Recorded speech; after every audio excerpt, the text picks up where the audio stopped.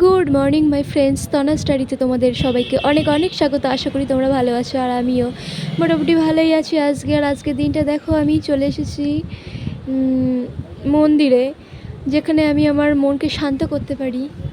তো আমার মনটা খুবই চঞ্চল হয়ে রয়েছে এই কদিন, তো পুজো দিতে চলেই আসলাম। এবং আজকে আমি ছুটে এসেছি এখানে আমার নিজের মনটাকে শান্ত করার জন্য। জীবনের অনেকটা পথ বাকি, অনেকটা পথ একা চলতে হবে, সেই কারণে।